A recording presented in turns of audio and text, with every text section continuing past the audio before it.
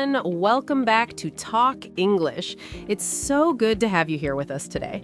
You know, we always love these moments we get to share with you, and today's topic is something we all experience, but maybe don't think about in English as much as we should. But before we dive in, Alex, hey, how are you doing today? You seem like you're in a really good mood. You know what, Sophie? I actually am. I was just thinking this morning about how I had this really nice chat with my neighbor yesterday, and it made me realize how much these small, everyday interactions actually matter. So, yeah, I'm feeling pretty good. Thanks for asking. Oh, I love that. See, that's exactly what we're talking about today, and you're already living it.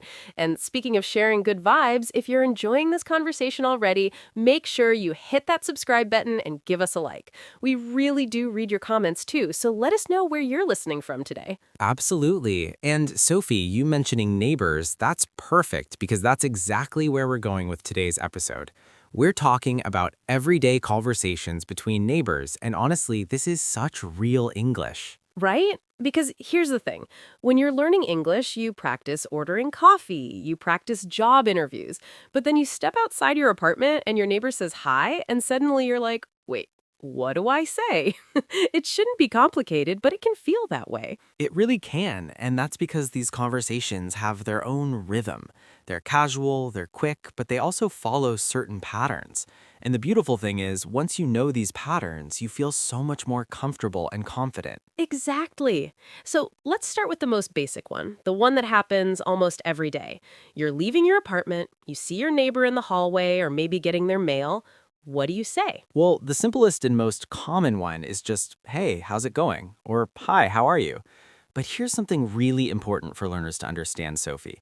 When neighbors ask, how are you, in passing, they're not usually expecting a long, detailed answer. Oh, this is such a good point. Because in some cultures, if someone asks how you are, you might actually tell them everything about your day.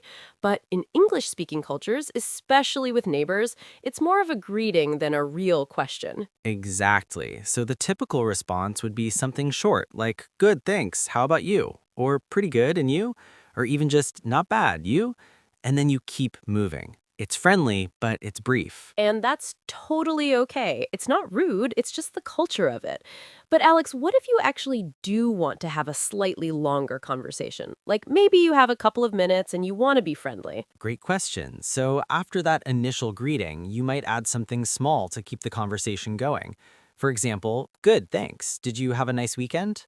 Or pretty good, crazy weather we're having, right? These little additions open the door for a bit more chat without being too much. Oh, I love the weather comment. That's so classic, but it works. Weather is like the universal neighbor topic, isn't it? It really is, and it's perfect because it's neutral, it's relatable, and it's easy. Beautiful day, isn't it? Or can you believe this rain? Or finally warming up. These are all supernatural things to say. And here's something I find really sweet. You can also comment on something you notice about them. Like, if you see your neighbor carrying groceries, you might say, oh, big shopping trip. Or if they're dressed up, you look nice. Heading somewhere special? That's a really good point, Sophie. These small observations show you're paying attention and you care, but they're not intrusive. You're not asking anything too personal, you're just being friendly and present. Exactly. Now, let's talk about something that I think learners might find tricky. What about when you actually need to ask your neighbor for something? Like maybe you need to borrow something or you have a question about the building. Okay, so this is where politeness really matters.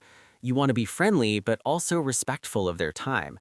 A good way to start is with something like, hey, sorry to bother you, but, or do you have a quick second? This shows you're aware you're asking for something. Right. And then you can follow with your actual question. Like, I'm waiting for a package and I'm not going to be home. Would you mind if the delivery person leaves it with you? Or my Wi Fi has been acting up. Have you had any issues with yours? Perfect examples, and notice how you're being specific but also considerate. You're not just demanding something, you're asking politely and giving them an easy out if I can't help. And what about the other side? What if your neighbor asks you for something? How do you respond? Well, if you can help, it's simple. Of course, no problem at all. Or, sure, happy to help. But if you can't, you want to be polite about it. You might say, I wish I could, but I'm actually heading out right now. Or, I'm so sorry I don't have one, but maybe check with apartment 3B. Oh, yes, and it's okay to say no if you genuinely can't help. You're not being rude, you're just being honest. And offering an alternative like you just did, that's really thoughtful. Absolutely. Now, Sophie, there's another type of neighbor conversation that's important, and that's when something is wrong. Like maybe there's noise or a problem with shared spaces. How do you bring that up without creating conflict? Oh, this is delicate, isn't it? Because you want to maintain a good relationship, but you also need to address the issue. Exactly. So the key here is to be calm, friendly, and non-accusatory. Instead of saying, you're being too loud, you might say, hey, I don't know if you realize, but I can hear quite a bit of noise in the evenings. Would it be possible to keep it down after 10? You're stating the problem without blaming them directly. That's so much better. And you're giving them the benefit of the doubt, like maybe they didn't realize.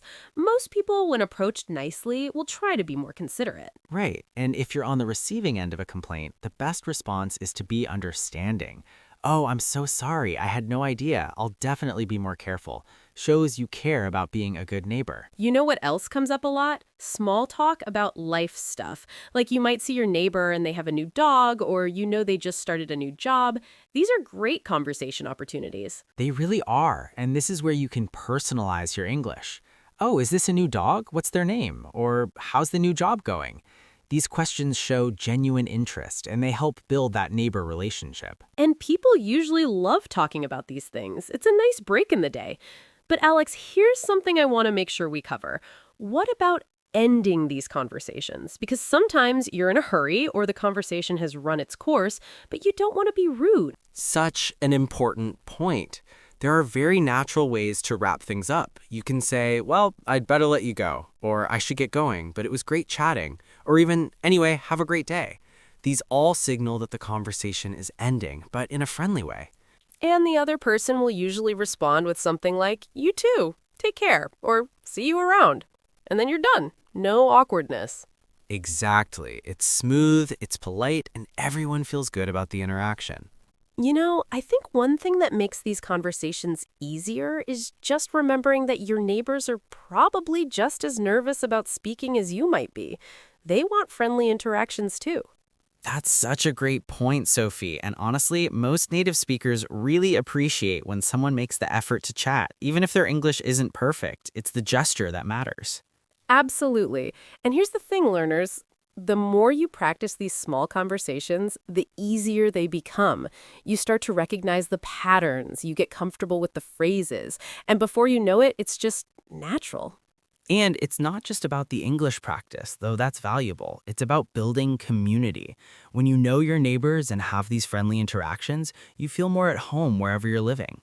Oh, I love that. It's true, isn't it? These little moments of connection, they really do make a difference in how you feel about where you live. They really do. So let's just do a quick mental recap of what we've covered. We talked about basic greetings and how they're often brief. We covered how to extend conversations with weather comments or small observations. We looked at how to politely ask for things and how to respond to requests. We discussed handling problems diplomatically, and we talked about ending conversations smoothly. And through all of it, the main theme is just being friendly, polite, and genuine. You don't need to be perfect, you just need to be present and kind. Exactly right. And remember, every single one of these phrases we've mentioned, they're used by native speakers every single day. This is real, practical English. So here's what I want you to do. Next time you see a neighbor, even if it makes you a little nervous, just try one of these phrases. Start with a simple, hey, how's it going? And see where it leads. You might be surprised at how good it feels. And honestly, your neighbors will probably be delighted. Most people appreciate friendliness, and it makes the whole building or neighborhood feel more welcoming.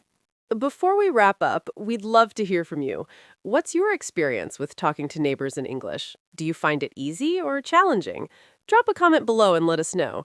And if you found this helpful, definitely give us a like and subscribe to Talk English so you don't miss our future episodes.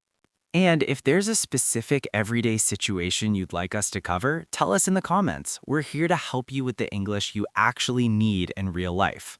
Thank you so much for spending this time with us today. Remember, every conversation is practice, and you're doing great. Keep going, keep practicing, and we'll see you in the next episode. Take care, everyone. Bye for now.